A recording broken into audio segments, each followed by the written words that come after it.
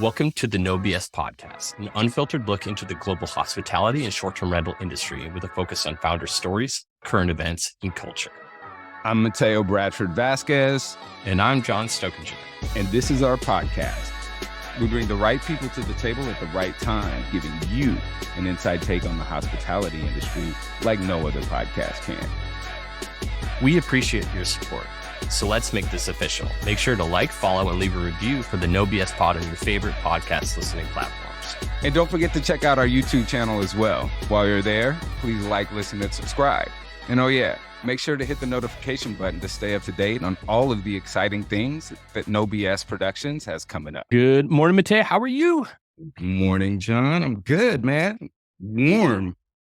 I thought from Portland, dude, I got caught in that storm that was out there. Oh, yeah.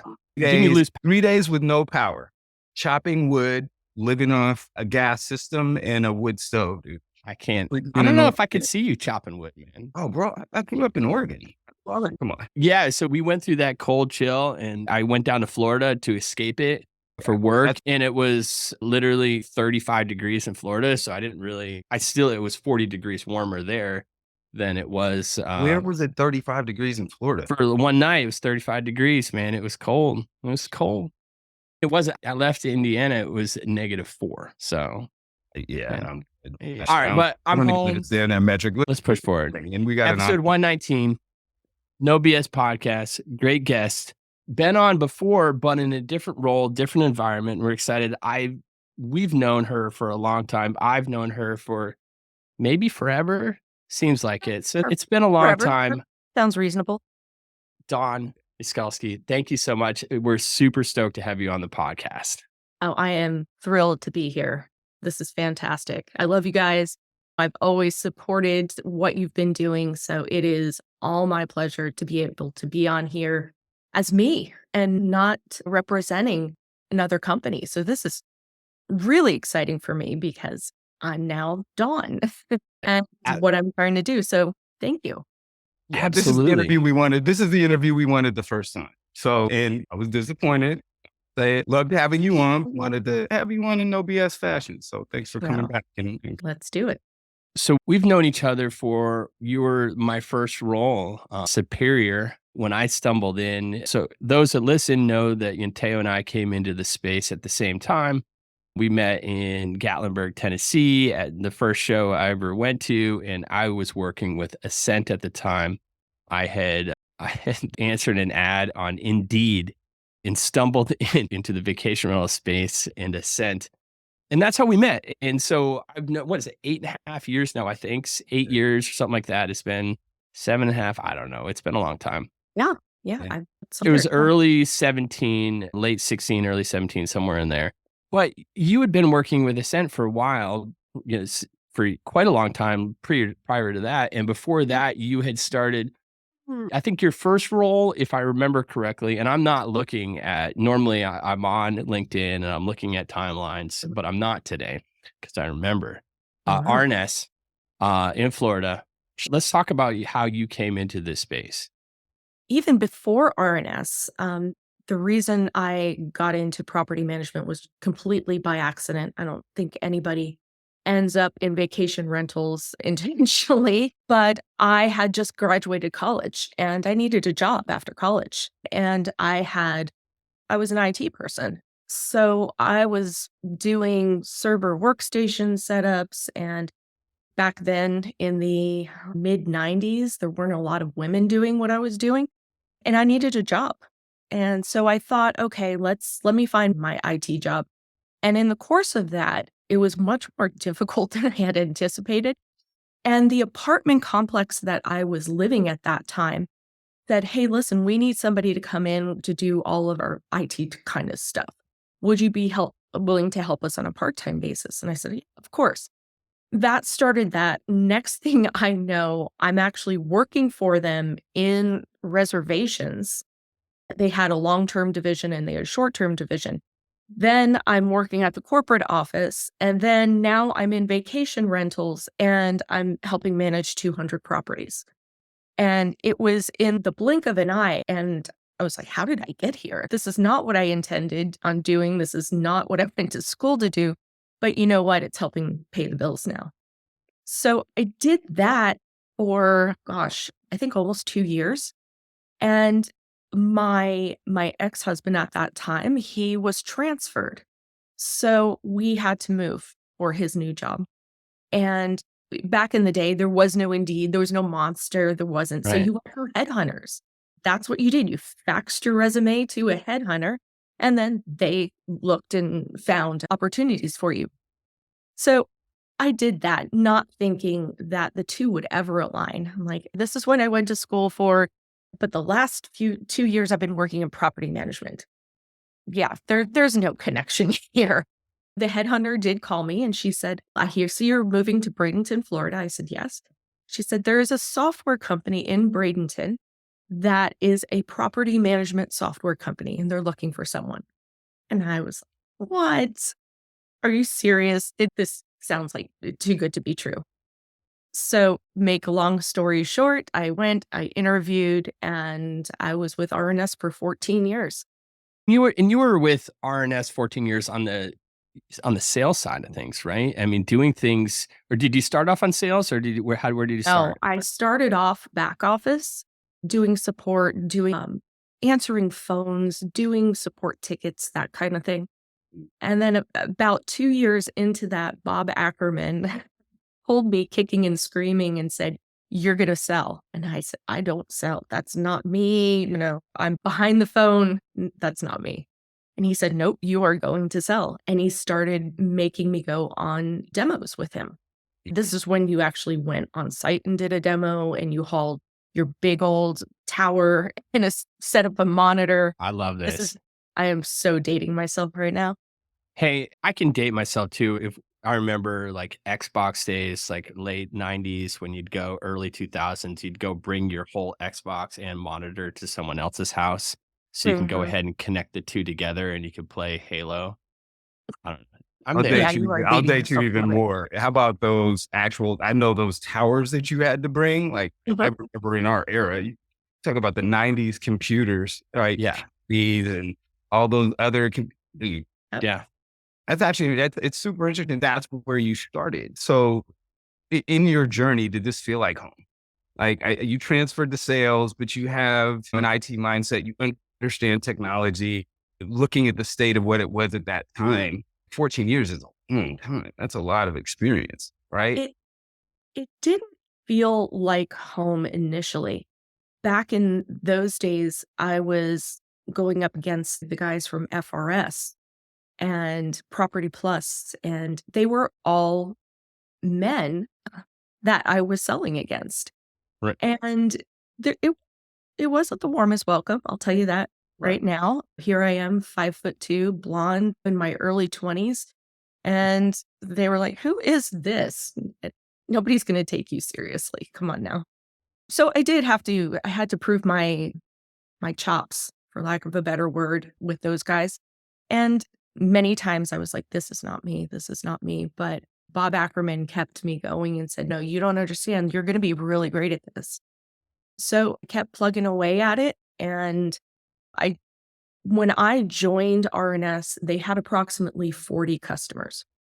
And when I left in 2010, they were just under 400 customers. And I sold probably the majority of them. So that was my foundation in getting to know property managers, a lot of which are still in business these days. So that really gave me the exposure that I needed in order to get my name out there. I think that a lot of people looking back at your career, you've been doing this a long time.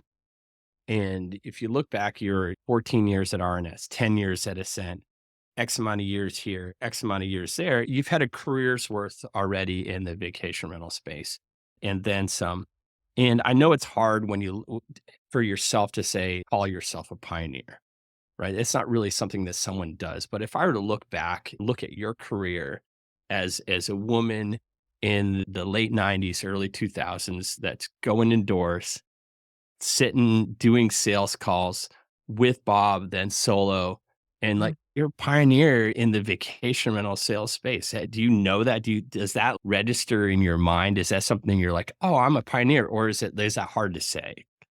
No, it is hard to say. I don't think I really did that anything truly outstanding. It was more just I just wouldn't quit. And for a fact, when you are in this industry, it takes a hold of you. And it is very hard to leave, to branch out just because you feel anchored to it almost immediately. So I didn't think of it as, oh, I'm going to be this trailblazer, this pioneer. I just wanted to continue in the industry that I had grown to love and wanted to help in a variety of different ways, whether it be at RNS or at Ascent or the companies that I was at after that. It's just, yeah, it did, Mateo, just like you said, it became home. And many times I wanted to quit, but I was like, "No, this is your home. This is where you're meant to be." You feel indebted to it, don't you? I It is. do. I really do. It's been amazing. I couldn't picture myself in another industry. It and seeing it evolve has just been the biggest trip. Going to these conferences that are now like Verma last year. Oh my gosh. I can't even tell you how many vendors were in that trade show hall. Yeah. Like hundreds. It was I insane. rem Yeah. remember the days of going to Vermo when it was 25 booths in a small little trade show hall, and Bob Ackerman and I had our little toolboxes because our booth was this, like, erector set, and it would take us 3 hours to put up the booth and 3 hours to take down the booth, and it's crazy to actually sit back and look and say, "Wow, this this is mainstream now. How did we get here?" You got there through hard work. And I think one of the things I've always appreciated about you, Don, is and this in the most positive way possible, understated. Like, you're a force. Bob saw something in you, and I got a question because I want to follow up with that too. But Bob saw something in you that was there. And once that seed was sown, I mean, look at what it's grown into. John asks people like, when did you think you were a pioneer? I don't think a pioneer is a label that you give yourself. It's your body of work. It's what you've done. Like that. John, I'll tell you, you know me all the time. I'm about verbs. It's about what you do and being able to sit back and look. And I think it is important to point out, like, this is a male dominated industry, right? Like, it's been a male dominated industry, and the level of rigor and fight that it takes and perseverance that it takes to see success in this space. In the time in which you came up is, you have to acknowledge that. It's a part of the story, right? Like, again, it's never an excuse. You could have quit a long time ago. When things got tough, you could have quit a long time ago. But 5 foot you, and I think this is because I have a 5 foot tough mom. So I know what that's like. And we're going to get into that too, because through all of this, hugging it out in corporate world, you're also raising a family. Mhm. Two beautiful young daughters that we're going to talk about too, out there. Buffalo ended up out in Colorado. We're going to get to that. But when did it sink in, Don? Like, when did you feel like maybe Bob was right about when did you feel like, all right, Bob was right. I can do this. I will do this. Probably a year or 2 into it, where I was leading all of the sales from start to finish, and I wasn't pulling him for different questions. He had sent me up to the Outer Banks, North Carolina, and I was going up there for 5 days, and he said, "Okay, here are the demos that I want you to do, and these are the companies I want you to stop in and see." And I remember doing a demo for Twitty, Yeah. and here I am. I think I was probably 25 at the time, and demoing Twitty was probably the hardest thing I've ever done in my career up until that point. They put me in a room, and the demo lasted 3 days, and every day, every few hours, a new group would cycle in, and so we went through every department in the company. So accounting, housekeeping, maintenance, you name it, and we demoed a group for every single section. I was there by myself, and literally, I felt at the end of every day, I was like, how did I make it through that? Oh my gosh. And then the next day, how did I make it through that? At the end of it, leaving that when it was done 3 days later, I was like, wow, I did that. Holy moly, I did that. Of course, I had to check back with the office on a few things because I didn't know everything about the software, but I knew enough to get through 3 days of being peppered by these incredible Users. Reps. yeah, these Yeah. users that know what the heck they're doing. Right. So that really gave me a few peacock feathers that There I you could go. say, and yes, they did buy. Of course it did. And they're still using it to this day. And that was probably back in 1990. Oh, That's God. crazy, by the way. That's But we don't need to get into that. That's Right. insane, by the way. That's Talks. So 14 years there. Let's continue this timeline. You had 10 years at Ascent. There's what made you go, I love this industry. I'm going to stay in this industry, but I really think I can bring value to a payment processing front and I'm not sure, I know when I joined, which was probably 8 years into your tenure, 7 or 8 years into your tenure. That's fun to say at Ascent. The players back then were VRP, Lynbrook and Ascent. Were Right. When you first came on, were those the same players, or was it just VRP and Ascent? I don't know that timeline. They were really VRP was probably the biggest competitor to Ascent from the get-go. And For those that are listening, that's vacation rent payment. yep, also known as Yapstone these Yep. days. So they were always there. And the reason I went from RNS to Ascent is for one reason, Regina Ebert. Love Regina. Shout yeah, out to Regina. yep, shout out to Regina. She was a really great friend of mine, and we were friends prior to me coming and working for Ascent. And she was actually with me the night I met my husband. True story. We were together, and I think I've told people this story before. I'm not going to get into it, but she was with me the night I met my husband in San Diego. And she was very protective of me. And to this day, my husband absolutely loves her for being such a great friend. But yeah, Hey, John, let's talk about one of the most frustrating challenges of hosting cleaning. Seriously, hosting is hard enough. Why does cleaning have to be such a pain? SDR cleaning is not the same as residential, and you need someone who knows the difference. Plus, cleaners have access to your property. You need to find people who are qualified and trustworthy. Add to that, you need cleaners who don't need to be micromanaged. Who has time to text schedules back and forth and try to confirm days or time, especially when bookings change? And then, dealing with invoices, payments, and tax reporting? Turno has solved all of these challenges with its cleaning management software. Turno's Cleaner Marketplace has over 55,000 vetted short-term rental cleaners, and they make finding a local cleaner super easy. You just enter some property and cleaning details, and cleaners start bidding. You can see things like competitive cleaner prices, business credentials, and reviews before you agree to work together. Plus, Marketplace cleaners are paid automatically once the job is completed. No more manual payment hassles. When you sync Turno to your listing calendars, every turnover gets auto-scheduled as bookings come in. And if anything changes, your cleaner is notified immediately. Plus, cleaners can see if it's the same day turnover, so they know right away that time is paid. And with tools like photo checklists, inventory management, problem reporting, and the guest checkout review prompt, Turno gives hosts real-time eyes and ears on the ground, right from the cleaner to the host app. No BS listeners can get a $150 Amazon gift card when they try Turno and its cleaner marketplace. New users can sign up at turno.com/nobs, search for a cleaner in your area, connect with one or more, and then complete a marketplace cleaning. Once you see how easy and simple cleaning management can be, you'll love how much time and money you save, not to mention no more cleaning headaches. To learn more, go to turno.com/nobs and get started today. This is your DJ husband, right? yeah. Remember? I know this story. Yes, you know this story.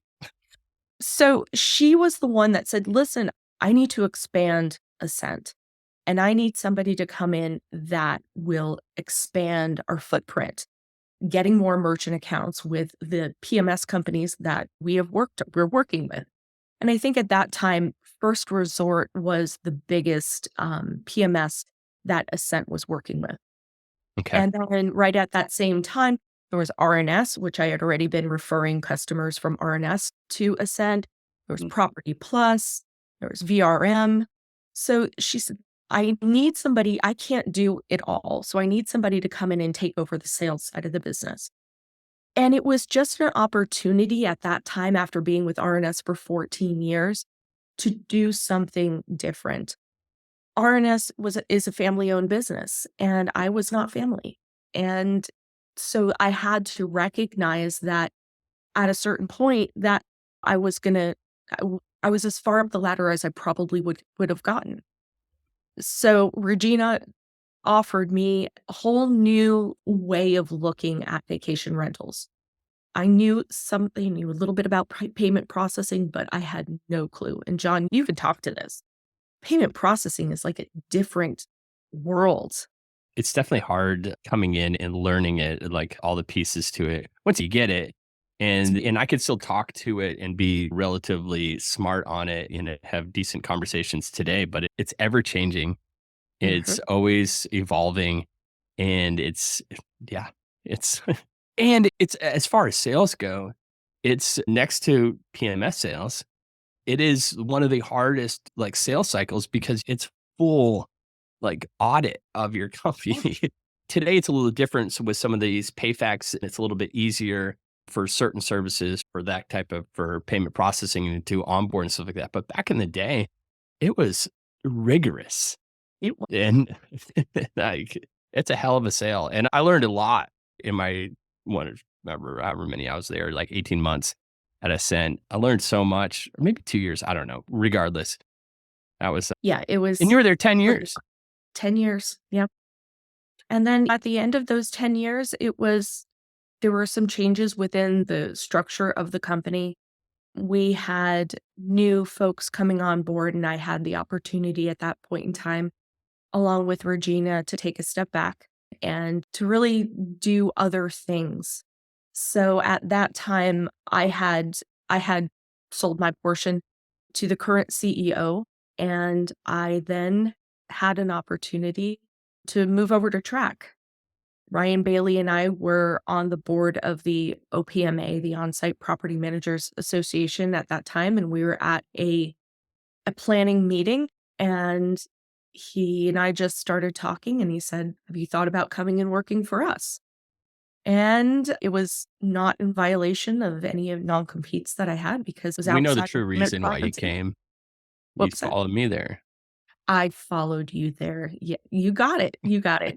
Yep, that's exactly what it is.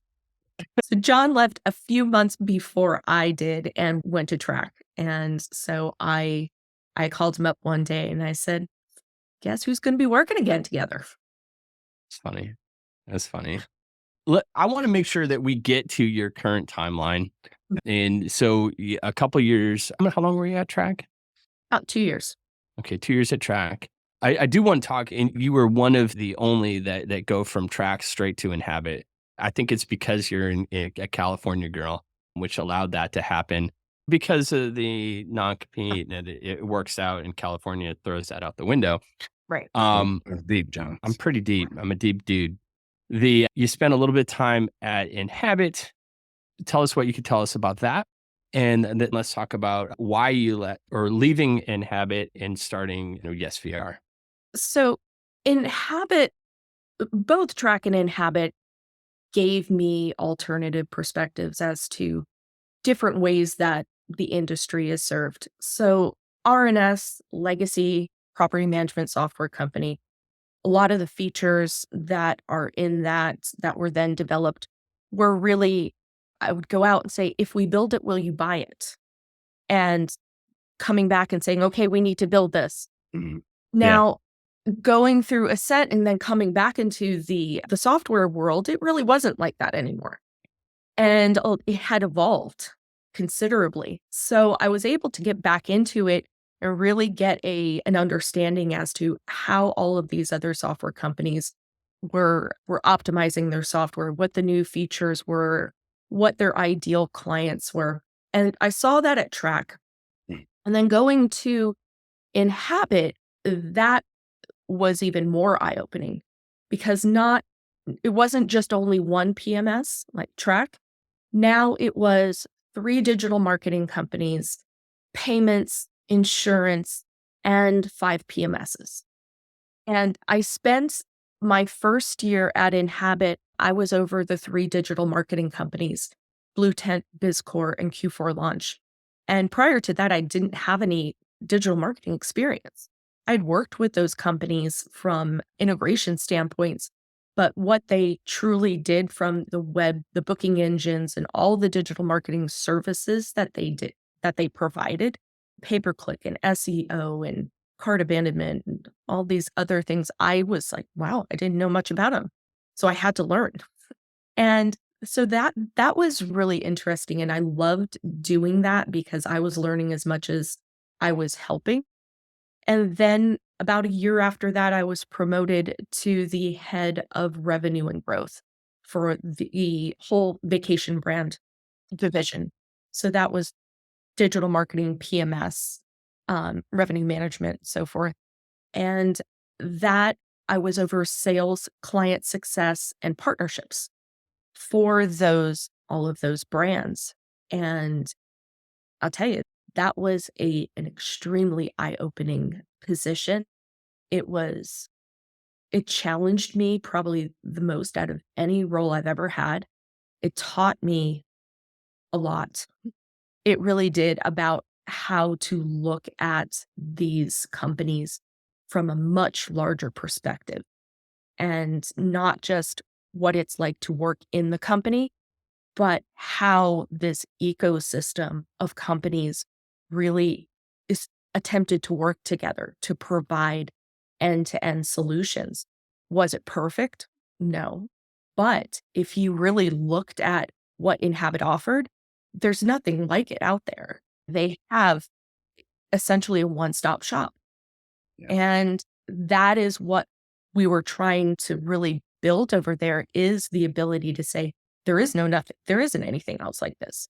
So if Right. you're a new property manager, you can come to our marketplace and you can pick your PMS and you can pick your digital marketing and your website and your revenue management and your payments and your insurance, and boom, there it is. It's your bundle building with your best of class or your preferred brands that are in-house, and it makes a ton of sense from a business standpoint. It makes a ton of sense. If I put myself in the shoes of, say, a consumer, though, I'm like, I could see both sides. I could see like, all right, yeah, I really like this piece, but if this is preferred, but I want to use this, but I get it. It totally makes sense. And if Inhabit was my baby, that's 100% the direction I'd be driving it.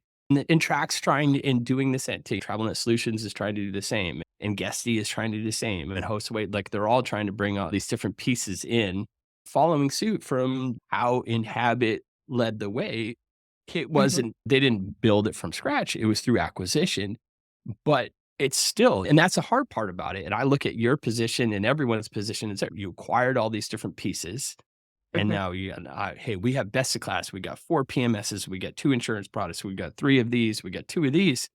Now, and we talk about a unified code and clean APIs like all the time here on the show, and like how, the case for making single code structures for this. And now you're trying to go ahead and make all these work well together and talk seamlessly together. And that's the hardest part. And it's also, I tell you what was difficult is trying to create the ideal personas for each one of those companies, Right. because you've got everything from, PMS that is really meant for companies under 50, 75 units, all the way up to the large enterprise software clients. Right. So there really is there is that whole gamut. And how do you take a property manager and place them into the right software? Right. Do you put them into the software that they need today? Do you put them into the software that they will need in 2 years, that they're going to grow into? So it wasn't so much of how they compete with each other, but I think it was more putting the property manager in the right fit. And Did you then making sure that if they do outgrow it, then that there's another option above that they could easily migrate to. with a seamless transition? Seamless. Seamless. Haha, I see where you're Sh- going with that. Being, yeah, shameless plugs, but It's interesting when you look at their ecosystem, right? Like they answered the call, right? The industry Mhm. for so long wanted one place to go where they could get everything that they needed, right? Instead of having to go 18 different places and figure it all out. But I think the industry also evolved too, right? Like to what you just said, there's not a homogenous group of property managers in the tremendous growth that we've seen with new interest in new management and operators or whatever you want to call them within this space too. And it seems, and I think you're the best person to talk about it. Through all of this, we've never seen a time where there's been also so much competition within the tech space, in the tech operations space, and as that's growing. So, you're on the front lines of it. You're talking to the managers, you're hearing and you're getting their feedback, right? About the products they use that you're selling, about the wish list products that they wish that they had. And, there always seems to be this disconnect of, I don't think people think you can just snap your fingers and make it happen. But how do you communicate that these are the right tools in a climate that seems to be changing very quickly, with everyone also in the room getting crowded with people saying, no, we're the best solution for you. Come and try it. You're the best solution. Come and try it. And it's not like you can just flip the switch and try it. These are arduous processes.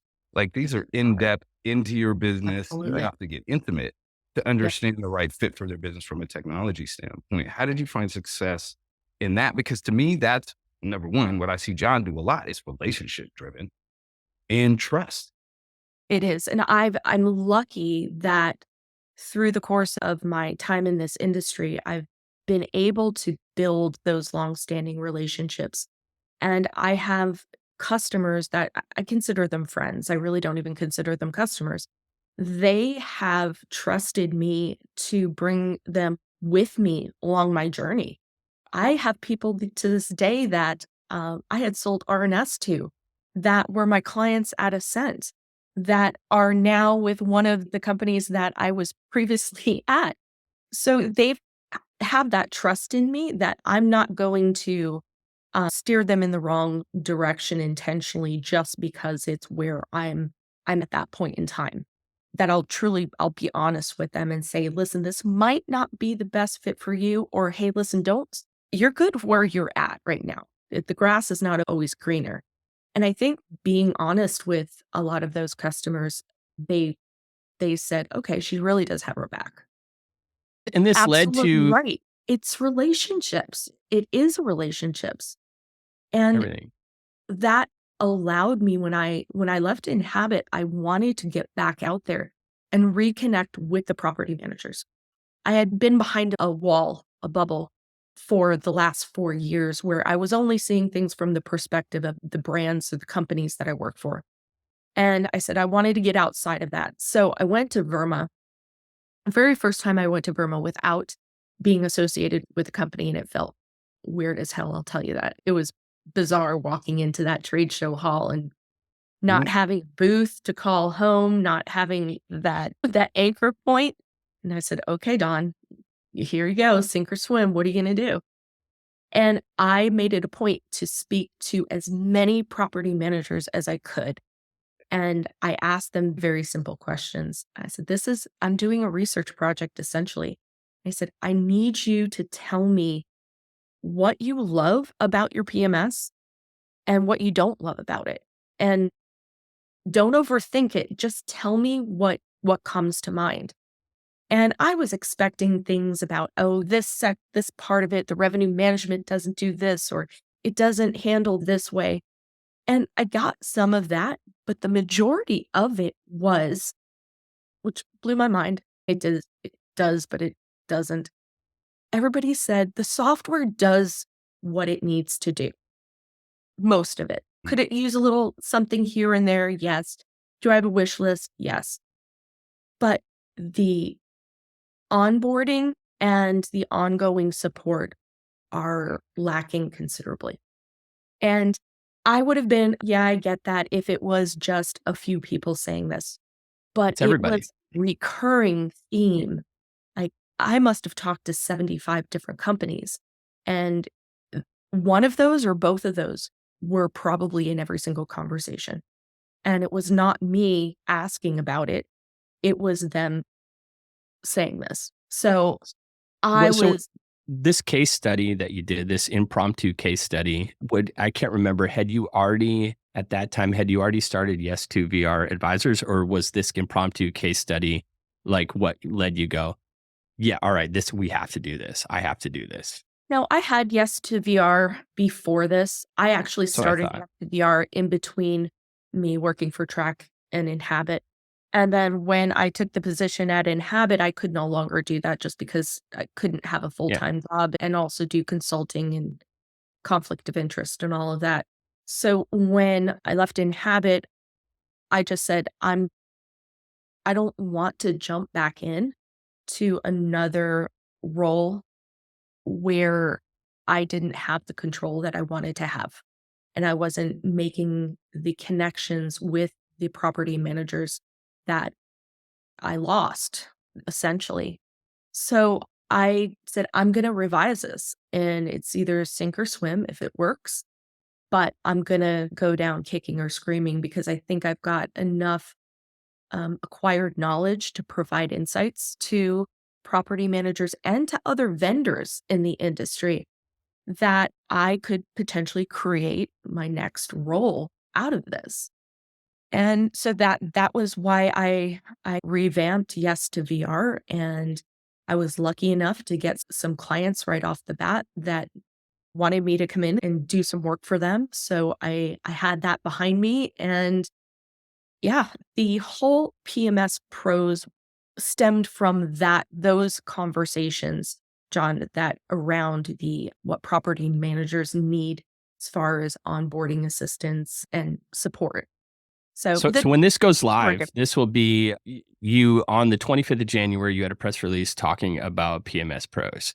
So when this goes live, this will be about 2 weeks from your press release talk to us about PMS pros. What is it exactly? Who is it for? Who's your ideal client persona? Where are you taking this, and who are you going to serve?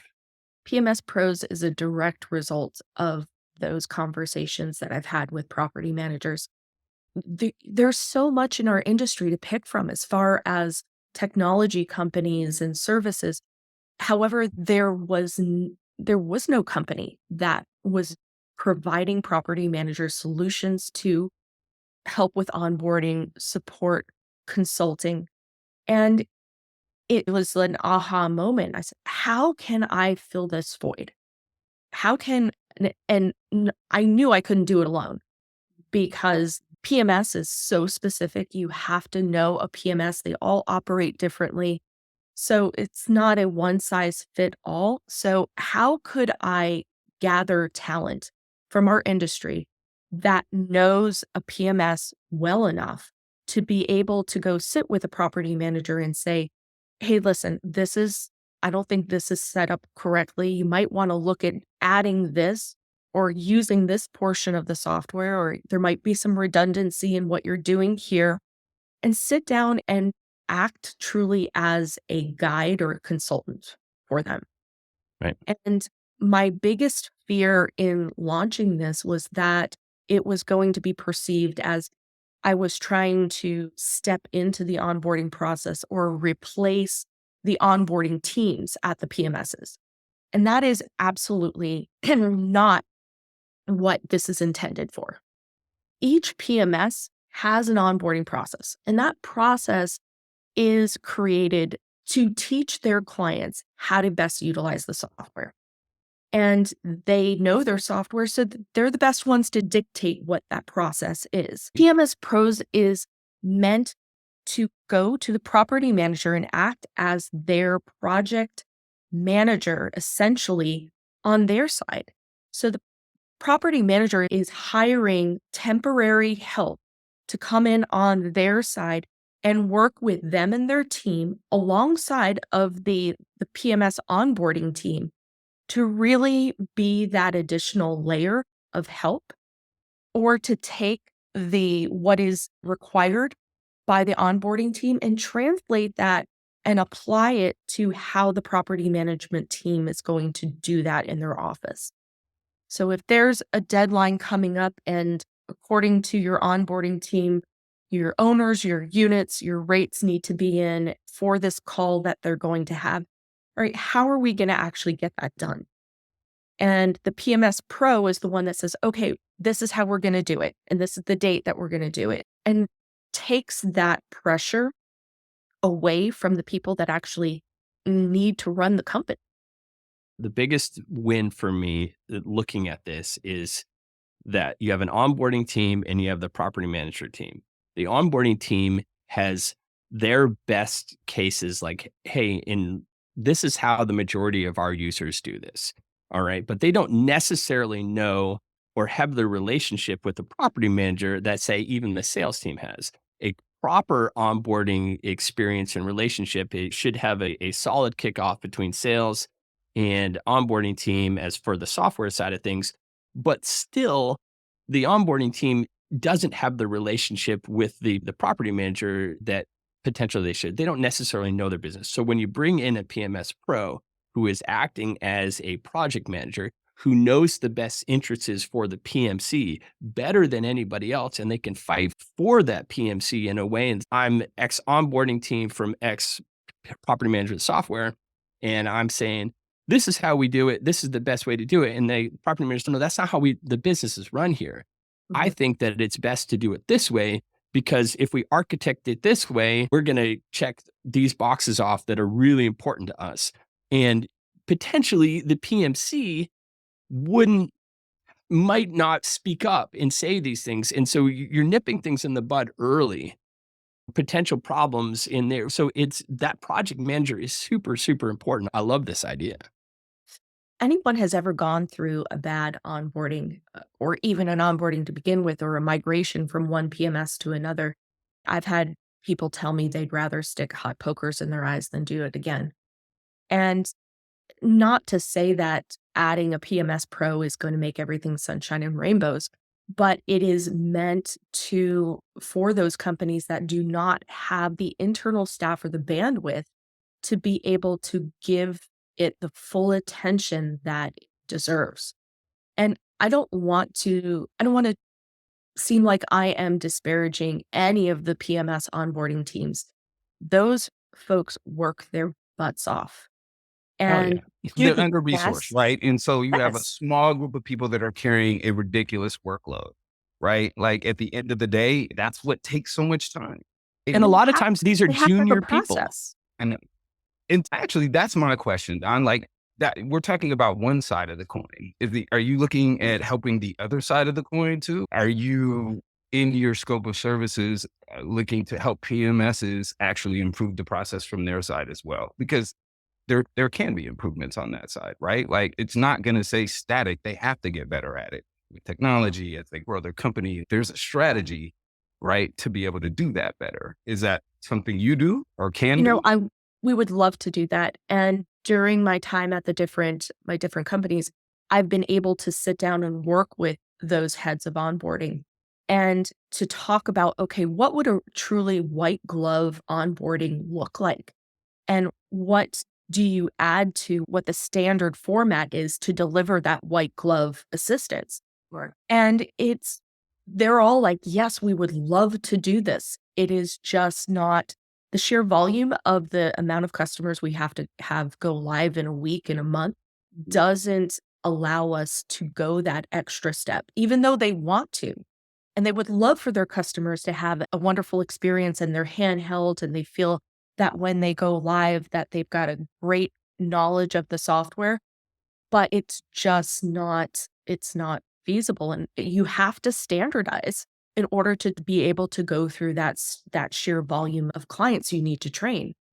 So the PMS Pros is not going to be for everybody. And I know people are going to say, should I pay the PMS Pros when I am paying for onboarding? And I don't have a good answer for that.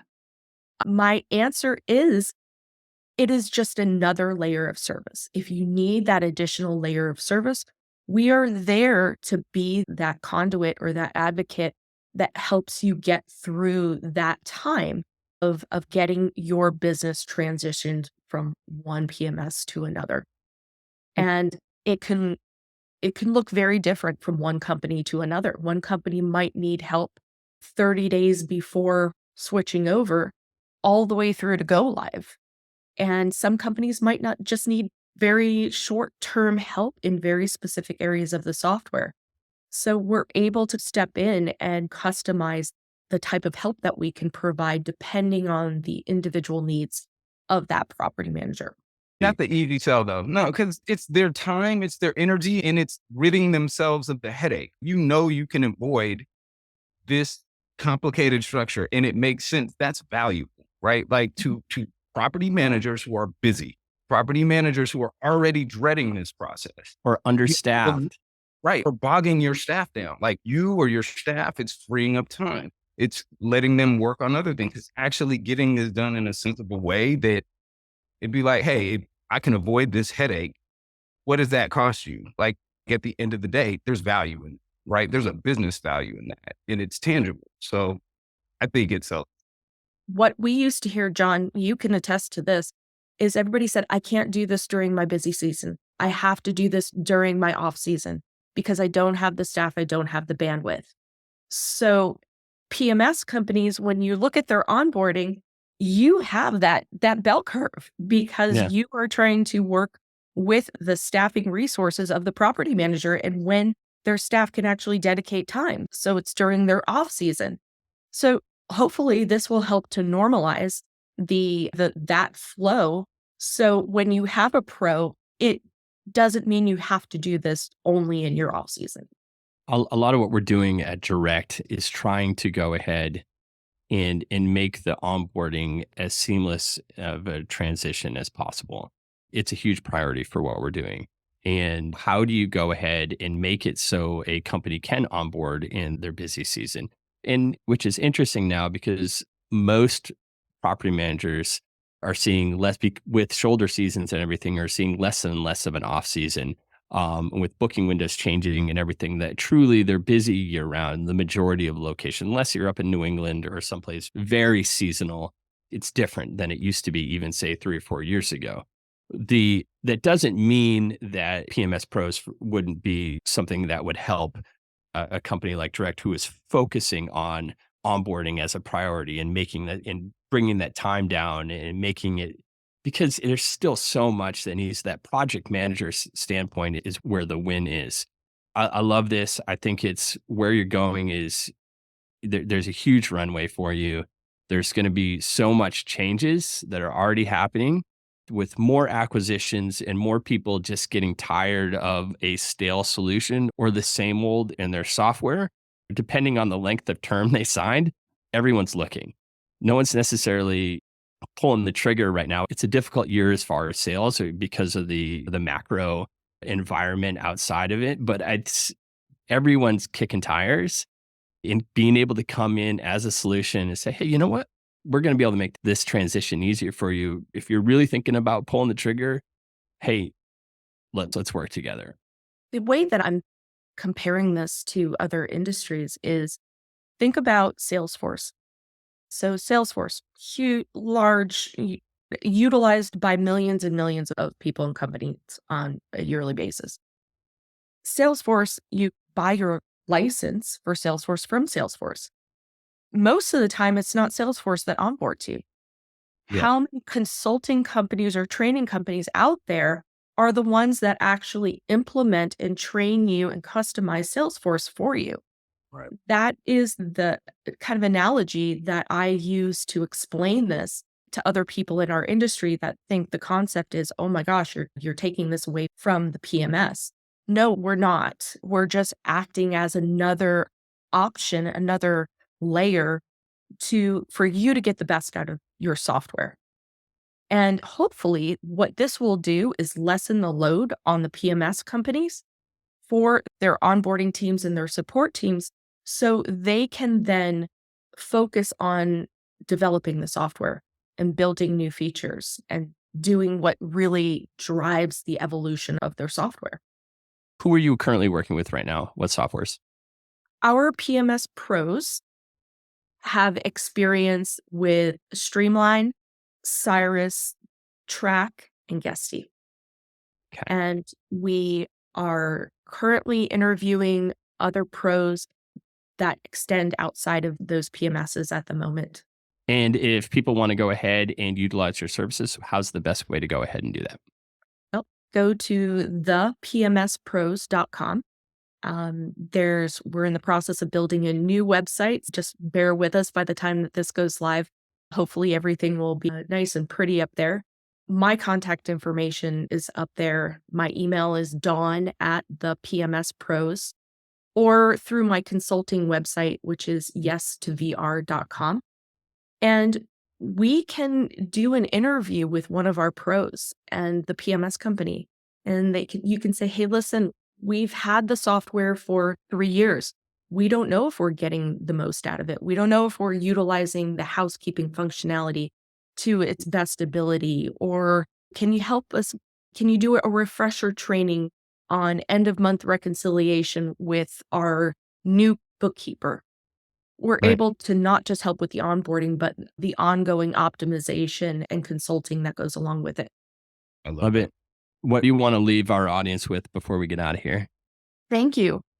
Thank you to everyone that has supported this. The amount of support and encouragement I've received through, and I called a lot of people and I said, please talk me out of this. And these are folks that I've respected for many years that I know would tell me, yes, no, yes, Dawn, this is a good idea. No, don't do this because of XYZ. So everyone that said you have to do this, I thank them. And I hope that people help pass the word that this service is now available and we get to prove ourselves and prove how we can help property managers with their PMS needs while not working in conjunction with the software companies, not as competition, but as an extension of them. I shouldn't say extension. That's not the right word because I have to make sure Right. legalese that I'm not saying the wrong thing, but really work as in alignment with them. You're partnering. It's a partner working together. It's a good model. We want to see The them succeed. Yeah. I have one thing to add. So I see a ton of people that when they get to they've been in an industry for a length of time and they get to a point where, all right, I'm done. I'm going to do this on my own. And then they're like, I'm going to be a consultant. And it's to me, I'd say 90% of them that go into consulting, I'm like, oh, they're done. I'll see that they're done. This is it. Like they're riding off into the sunset. No one really takes that shit seriously. And when I would be very transparent, I'm like, when you came out with your Yes to VR, I'm like, I hope, fingers crossed that this isn't like and of course I know that with you, that's not the case, but still like anyone says, I'm a consultant to me. I'm like, oh, damn, like fingers crossed. It actually, this is fucking awesome. I'm really stoked for you. This is going to be everything that this PMS Pros is where it's at. I disagree with John. I thought it was because I usually feel that way, but I think, come on, Don, you're the OG. You're the I original. know you're not Like, disagreeing with it. I said and- because and- Dawn, it's a different thing. But You and again, I- like, Ray, we're good. but there's a reason also. Cause like you came in, a lot of people automatically feel like they know what value they can provide immediately, right? Because of their experience or whatever. You came in asking questions and broadly asking questions and really, that's why I was like, all right, this is different. She's not just going to do the same consulting dance that a lot of people do. And shout out to the people that do it and do it well. I'm not knocking you at all. But I remember when you came out, I was like, all right, this is going to be interesting. I want to see where this goes. And it went in a direction I didn't even expect. But I'm saying the majority of them, not Dawn. The majority of them, I'm like, fuck, they're done. I'm still doing the consulting on the side, and where I've found my niche, I always thought that I was going to be really consulting for the vendor side of the industry. But I do have companies that have hired me to help them pick their PMS. And just because I've seen the backside of them, of the majority of them from that way, I'm able to take what they need, consolidate it into a needs assessment, and then really narrow it down for them. So I'm trying to take that whole process and really shorten it and expedite it and say, okay, because of you need XYZ through Q over here, we can omit these companies. And Right. here are the ones that I think we should focus on. And this is the way that we should evaluate them. I'm still doing that. And there are companies that I'm working with currently, but the PMS pros thing just, I couldn't ignore it any longer. And Super smart. Love it's it. going for it. Congratulations. And until next time, Don. Thank you.